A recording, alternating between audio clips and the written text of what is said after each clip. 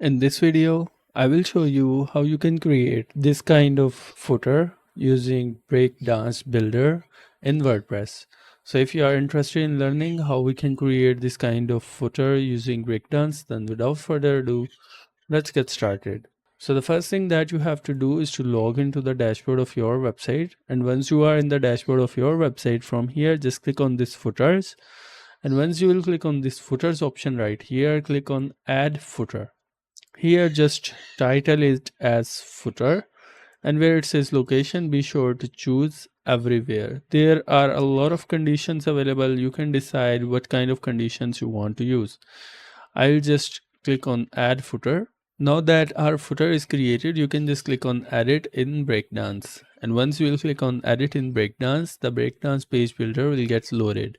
From here, first of all, enable this structure panel, and then we can basically start creating our footer. Now if we go here, you can see we have 1, 2, 3 and 4 different columns available. We can either use columns or we can use divs. In order to keep the thing simple, what I'm going to do is to use the columns. So use the columns, and I want to use this 4 column structure right here. So once you will choose this 4 column structure, first of all, what you want to do is to insert a background. So I'll add a very subtle kind of background color right here. And then where it says spacing, I'll add some spacing. I want to use percentages instead of pixels. So I'll give it 4 pixels at the top and 4 pixels at the bottom. Once that is done, now here you can see we have this logo right here with some additional text. So what I'm going to do first of all is to add a logo.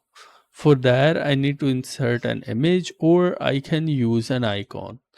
So I'll just search for the module. Let's just search for icon because I have the SVG.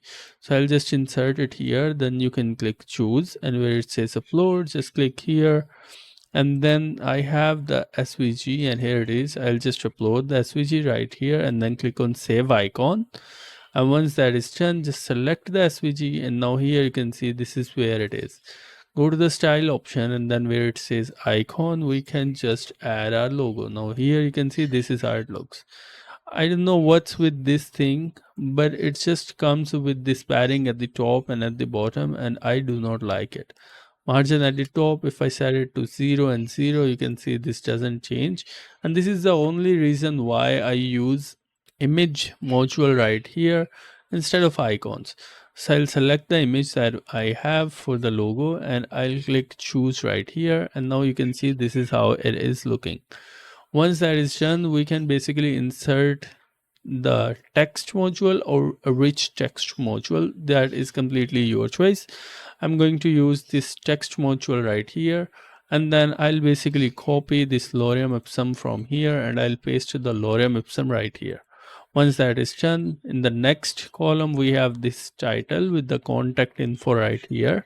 So I'll use a heading and insert it right here, and under the style tab where it says typography, where it says font size, I'll change the font size to 24. Now you can see the case is uppercase, so I'll change to uppercase by clicking on this advanced, and here transform it is set to as uppercase right here. You can also control the weight, so I'll set it as 700, and then you can go back. I'll copy this contact info from here, and then you can paste the contact info right here. Then here you can see we have some other options right here. What I'm going to do is to use a rich text right here and paste the rich text right below here.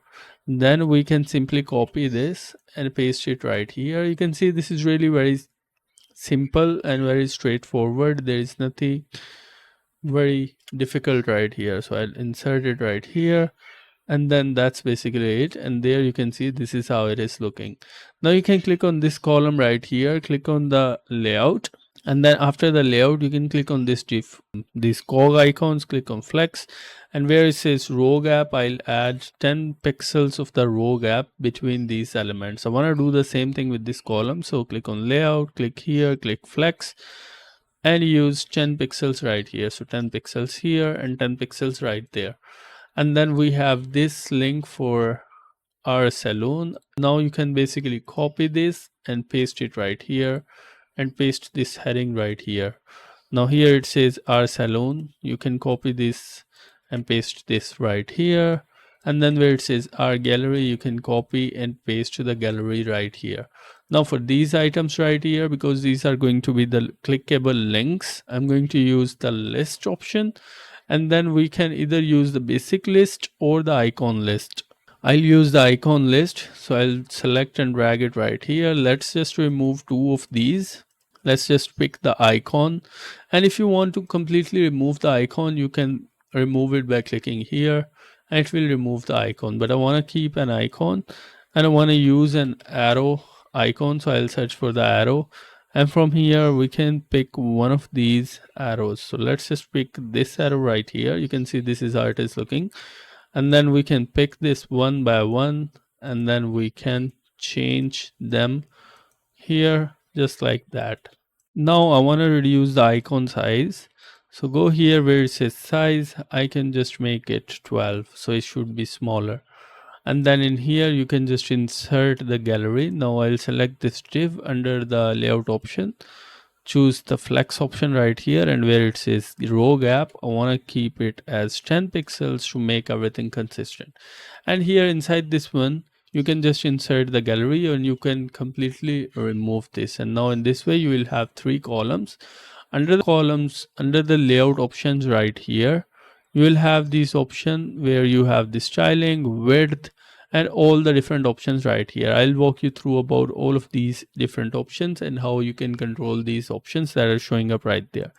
But before that, what I want to do is to bring this contact information as the third column, something like this. So it should look something like this.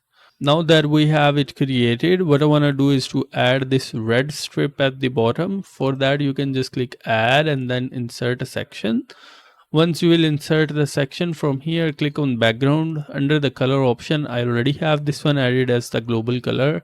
I already have created a video explaining about how the global styling works. So if you haven't watched it yet, I'll drop the link of that video in the description of this video. So go ahead and watch it.